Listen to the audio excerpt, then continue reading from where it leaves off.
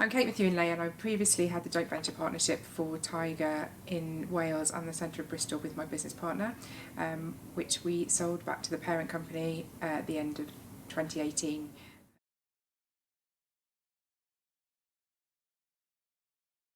I was in Barcelona with my then boyfriend, now husband, and I was between jobs. I was doing a bit of consulting, a bit of lecturing, and my husband and I had had a couple of sangrias and walked into a shop and thought, wow, this shop's amazing. It was really nostalgic. Some of the items that were in there, they were fun, colourful, and I felt like I was going on a little journey around the shop. There was really cool, very design-led items in there as well. So when I got back to the hotel, I immediately went onto my iPad and I was looking at the business, who the company were, do they have any marketing jobs? My background's in marketing. And saw a section about, would you like to be a joint venture partner? So I immediately sent them an email saying, what do I need to do to find out more? And I heard back from them, started that conversation. So it was literally just walking into a store in Barcelona.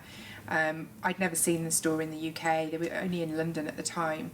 And when the parent company Zebra got back in touch, they said, oh, actually, we're looking for partnerships in the west of the UK. We know that we're having a lot of customers asking when you're coming to Cardiff, when you're coming to Bristol. We'd like to talk to you a bit more. So I went off and found myself a business partner who happened to be the girlfriend of my husband's friend, and I knew she wanted to work for herself, and the rest, as they say, is history. It took us about 3 or 4 months to get the deal in shape. So from the April when I first got Helen on board, or Helen and I first started to work together, we then started putting together a business plan and looking at where we could get funding from. We put some of our own money in, but we also needed significant investment to help us get the first store off the ground. So we went to Cardiff Council, to Ken Poole, Head of Economic Development, who lent us some money, and also HSBC. So getting together all that funding and persuading institutions to lend to us at a time when we were coming out at the back end of a recession, and certainly a retail recession. This is 2013, so it was a tough period for retail in general. So persuading them to lend to us was a big job. We had a great brand to work with. That was something that really attracted us to the brand, was how dynamic it was, and how the founder had built it on his own ethics. So the founder was very much about, it's not a football, it's a day in the park with your kids, it's not a dinner plate, it's a dinner party with your friends. So he calls himself an anthropologist, and his vision was about a store that could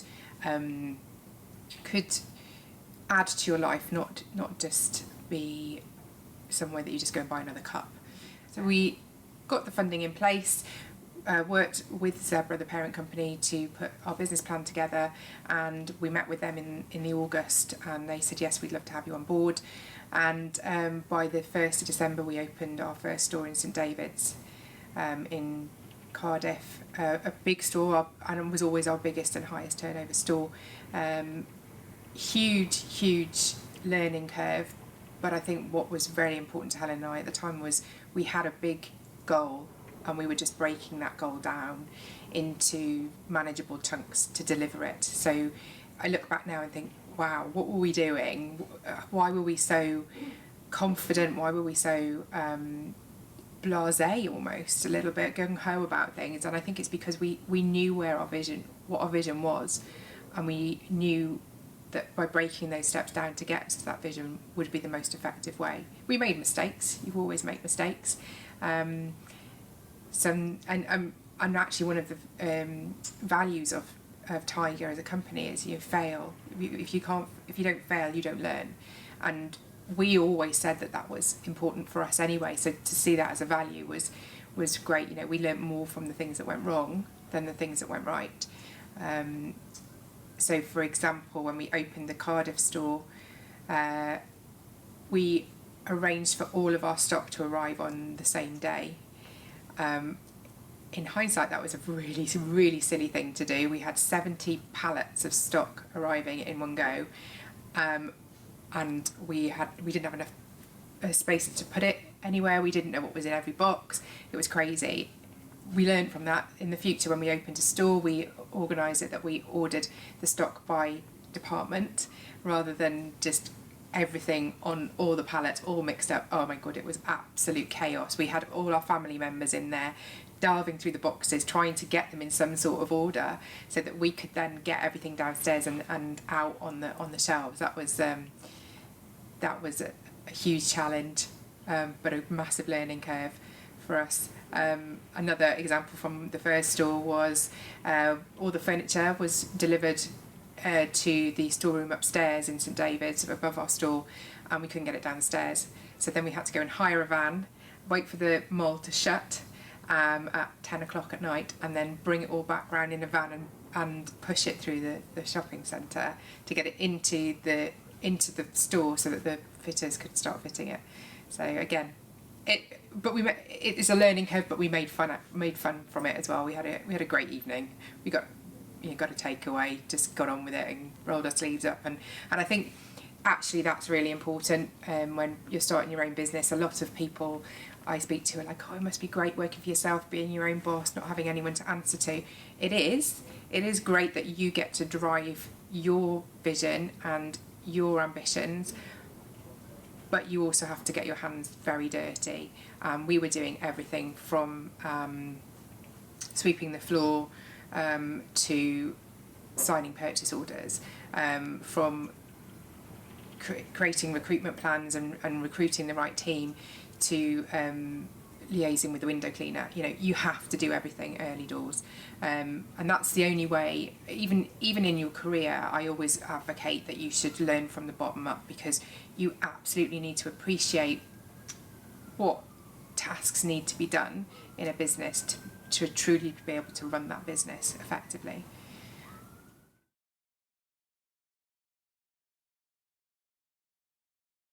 When I was doing the lecturing and freelancing and consulting, it was because I knew I wanted to work for myself, but I didn't 100% know what I wanted to do.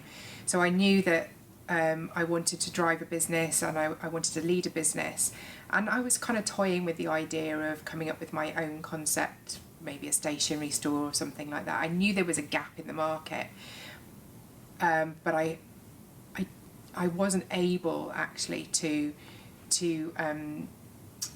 what's the word? I wasn't able to. I can't think of the word, but so I definitely knew there was a gap in the market, and what Tiger did for me was actually plug that gap that I could see. So it was more than a stationery store, there was much more to it than that. So it was actually everything that I'd had milling around in my head was there in a store. So it was almost a store in a box. So people often say, oh, you did that from scratch. Yes, I did, but I had a great brand to work with. I took somebody else's idea and scaled it. So I didn't create that idea myself, and there is nothing to be ashamed of in that. People often say, oh, entrepreneurs, they came up with a great idea.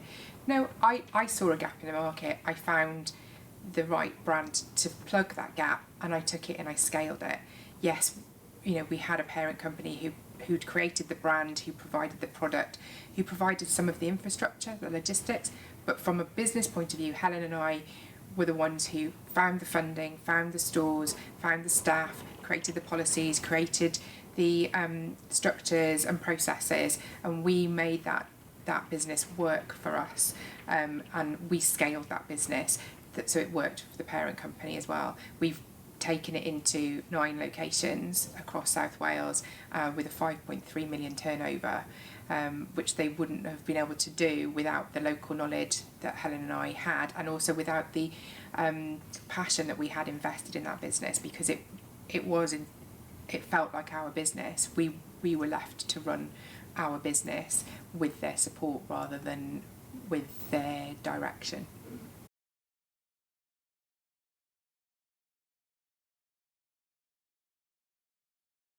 It was her birthday. We'd all gone out for dinner. It's a big group of us, and I said to her, "Oh, you want to run your own business, don't you?" She's like, "Yeah. I think I've been looking at some cafes and stuff like that." And I was like, oh, right, okay, I want to run my own business as well. I think we can look at cafes together. And I said, but I've seen this thing in Barcelona and I think you'd really like it. So we kind of explored a few different opportunities and with some cafes, and we actually got gazumped on a cafe. And she said, okay, let's look at this tiger thing. So I said, right, come on then, and we'll go down to London and we'll have a look at some of these stores. And the first store I took her to in London wasn't the best example of a tiger store. And she looked at me when we came out and went, what are you on about? What are you talking about? Why have you brought me here? I don't know, this is awful. So then we went to a couple of other stores, and then when we went in the second store, she's like, now I get what you're on about. Now I get why you're so enthusiastic. And for me, Tiger was as much about the experience, and that was a really key example of when you get the experience wrong, when you get the experience right. You know, if I'd only taken Helen to that one store, this never would have happened. But when I took her to the second store, she's like, now I get it. This is really exciting. This brand would really work in Wales, and I think I can really be passionate about it. So it took a few kind of conversations, and it took me selling the idea to her. But once the idea was sold, she was definitely invested in it.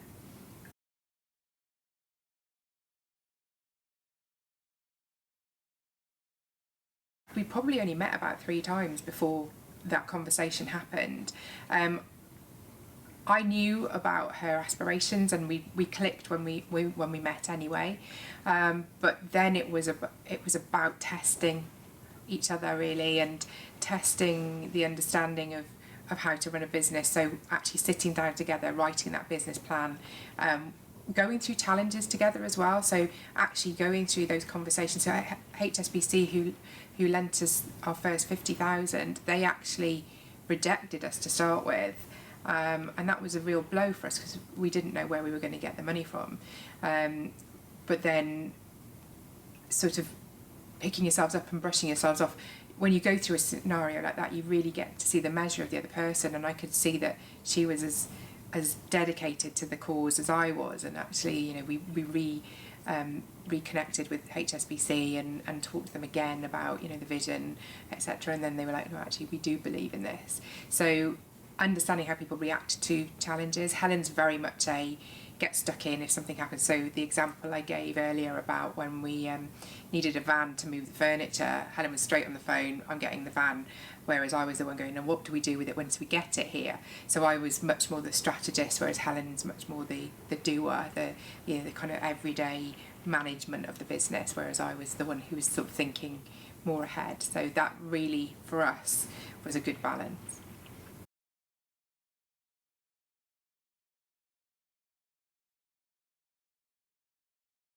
We discovered that, I think, you know, obviously when we had that first conversation, we explored each other's backgrounds, and I knew that Helen had a background in her parents had run a stall in the market, so I knew she had that kind of go-getting background. But it was definitely something you learn as you go through that process. I think when you're looking for a business partner, you absolutely have to make sure that your skills and your temperaments are complementing, because otherwise you're going to clash and things will take longer. And when you're trying to develop a business, you can't afford to not be efficient and effective. You've got to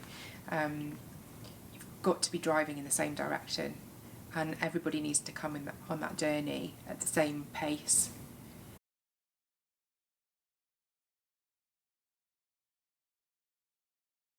My background is leisure retail, so pubs, restaurants, drinks brands. So for me, it was as much about that's what I understand.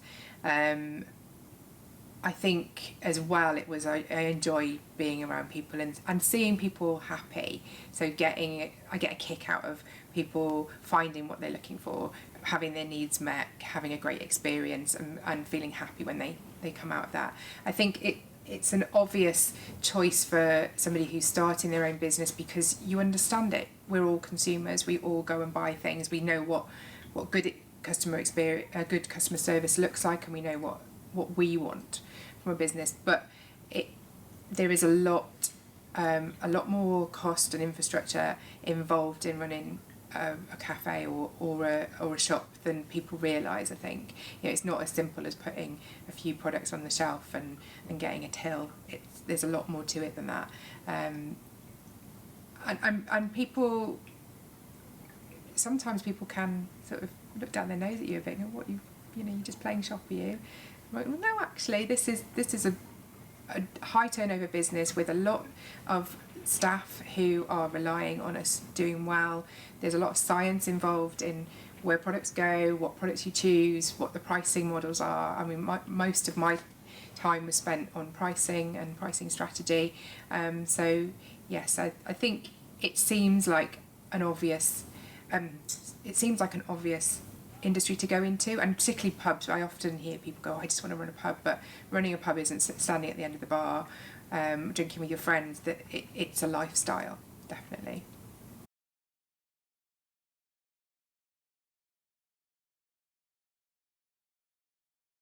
I personally invested my time. I decided that I wasn't going to look for permanent work. I was doing the part-time lecturing. Helen wasn't in the same position. She carried on with her full-time job, but it worked because I had that capacity. So it was a very intense process, and I spent a lot of time researching and analysing and constantly badgering people, getting the information I needed, getting the support I needed. It was a lot about selling Helen and I and the brand, because nobody knew the brand then around here in South Wales. Nobody knew what Tiger was. In some respects we were in a fortunate position because the shopping centres knew who the brand were and we were on their top 10 list of retailers they wanted in, but when I was talking to maybe accounting firms or even people, Welsh Government support, they weren't sure. All they were hearing was this is retail.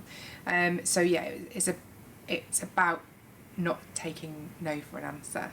And the one thing that we always said all the way through the business, right at the beginning, and whenever we came up against a challenge, is nothing is ever a problem. It is always an opportunity, and that is something we've stood by all the way through. It's got through some dark days, because there were always stressful dark days, but then it's also helped us really be ambitious about our growth and think outside the box. We were looking for new stores to open. We were given a suggested store in the Heath Hospital. Now, that was an opportunity that could have been a problem, but actually was our most profitable store. So it was, a great opportunity that came from a time when we were like, we're running out of ideas of where to go. This is a massive problem. How do we make it into an opportunity?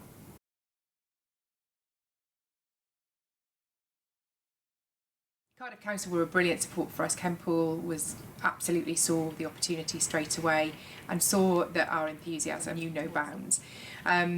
They were very helpful with guiding us in different directions of places to get support. We also worked with Business in Focus. I went on some courses because I wasn't working full time. I could go on some courses. So I went on some courses about starting a business and learning the fundamentals of business growth. The job centre as well, they were helpful, but really getting people to understand what we needed was quite difficult. I think if Be the Spark and that kind of organisation had been available to us back then, it would have been a really useful resource for us. I think we found it very difficult to find other people who were in our position. Co-working was only really just starting around South Wales. We did work in the co-working space, the IndieCube co-working space, for a short time, but it wasn't really as it is today. And I think now there is much more support for businesses out there who need mentoring and need real help. Those real stories. So a lot of the things that I attended were theoretical, and I think actually getting out there and meeting the people who've done it helps you see the pitfalls of starting your own business, but also helps you navigate those challenges and opportunities.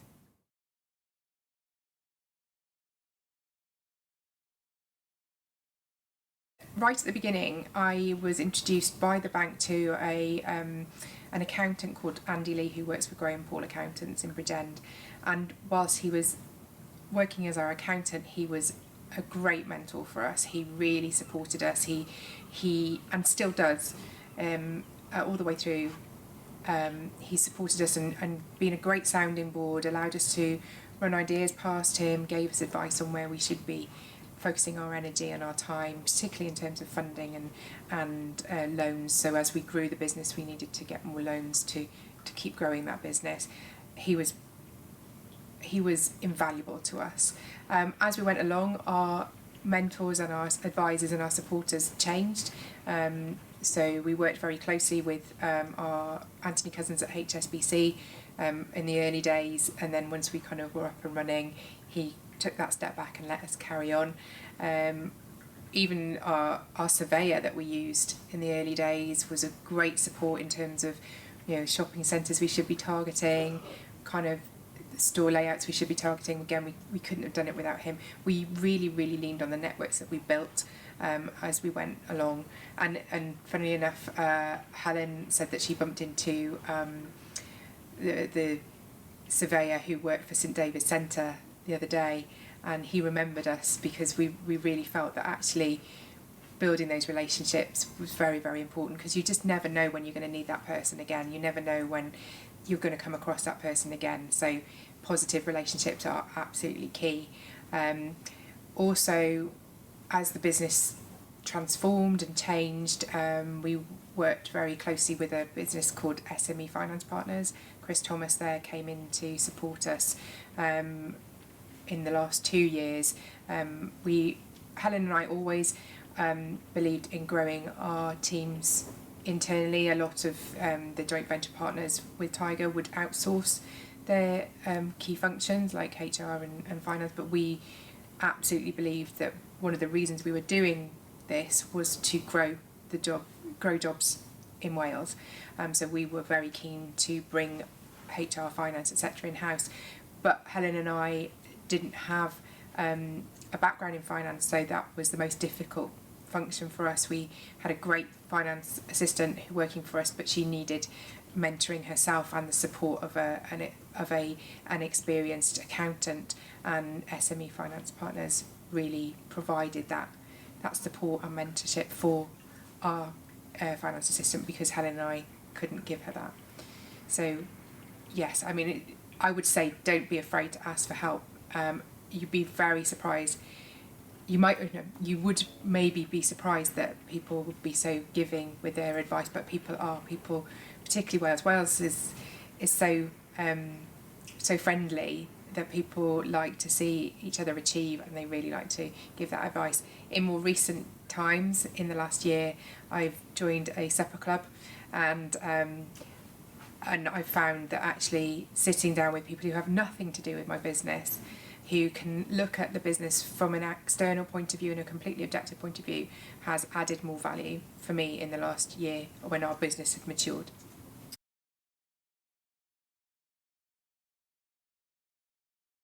How do we innovate and stay ahead of the curve? I think it's about always looking at what's coming. It's being visionary, looking at what is going to meet your customers' needs. In the retail landscape, there is a lot of pressure from e-commerce now. The high streets are changing. I think they will change for the better. We're just going to go through a little bit of pain for the next couple of years, and then I think we'll see a whole new high street out there. I personally believe that retail on the high street will be more of a showroom and more about the experience rather than the actual transaction. Tiger itself never sold online, so for us it was even more important that the experience was absolutely impeccable, but also different to what everything else you could get on the high street. So I know that I personally respond much better if I'm getting a great experience. I can talk to a sales assistant when I want to, or not talk to them when I don't want to, and that the sales assistants are invested in their job and they're excited about what they're doing. In Tiger, we tried to make sure that we grew that sense of family and that sense of loyalty and excitement about coming to work. And I think that's where things differ. But in terms of finding out how you stay, finding out what's coming next, it's about reading around your topic, looking at other industries, looking at things that are completely opposite to what you do now. Years ago we used to use a technique called what if. So for example, what if Tesco did holidays? What if let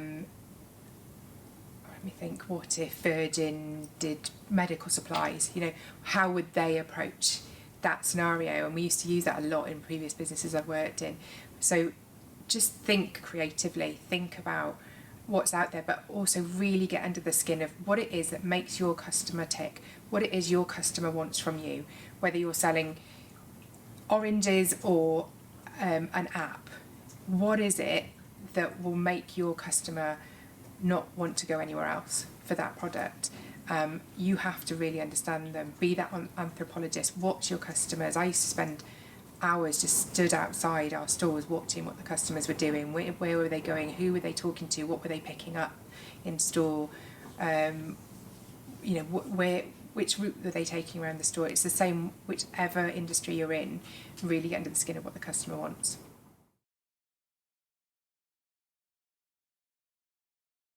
So the exit strategy, it's something you always have to have in mind. So Helen and I always knew that it was probably going to be a 5-year or a 10-year thing for us. And I don't think I'm sort of saying anything out of the ordinary by saying that.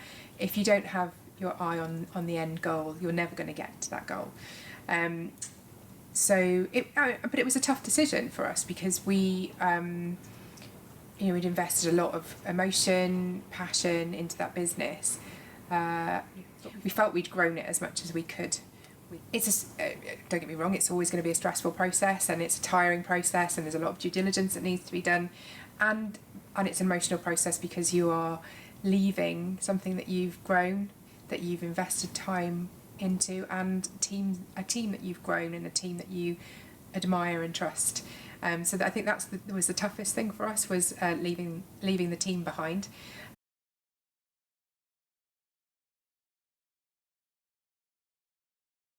I would say it was probably more tiring than setting the business up. Setting the business up, you're seeing results. When you're exiting the business, you don't see those results for a long time.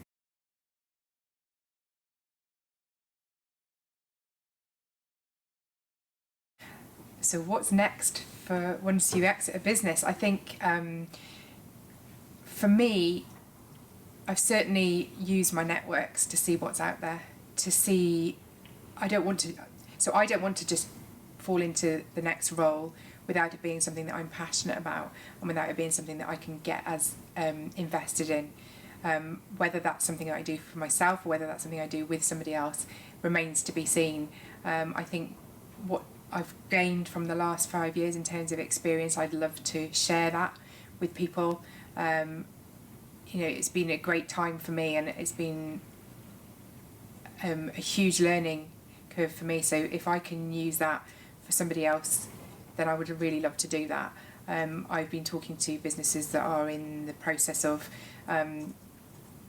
expanding and need just that experience in the business of somebody who's done it, to give them confidence. It's as much about giving the business leaders confidence as it is about giving me actually physically doing things, because I can say, well, yeah, I did that and this is what happened, or I can give my views on that.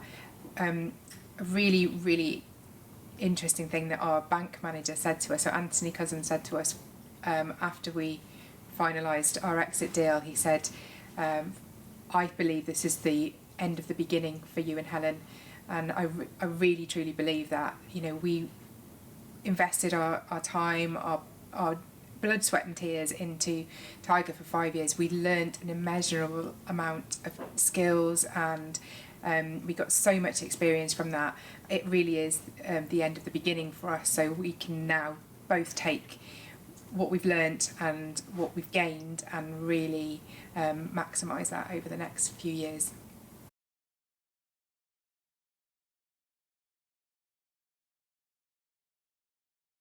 I think I've always seen it as an educational process for me. That's just how I've run my career. Everything is about learning. It's about getting to where I want to be. When I was younger, I had the 5-year plan, and I worked out what I was needed to do to get there.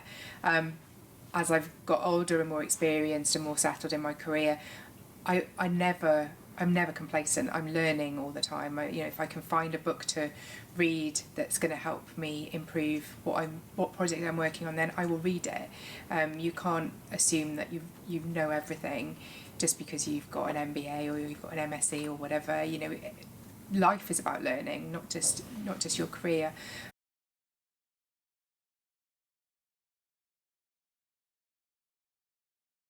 So if there was one piece of advice I could give to somebody starting their own business, is you can't do everything yourself. Get the experts in sooner rather than later. You have to do what you have to concentrate on what you're good at. If you're not good at something, get somebody in who is. And it feels counterintuitive when you're early on in a business to pay other people to do things that you think you should be doing yourself or you could do yourself. But whenever I'm mentoring anyone, I'm like, no, your priority in your business is to concentrate on growing the business and having your vision. You get somebody in to do your accounts if that's not your strong point. You get somebody in to do your marketing if that's not your strong point. And also it frees you up to do what you should be doing, which is growing your business.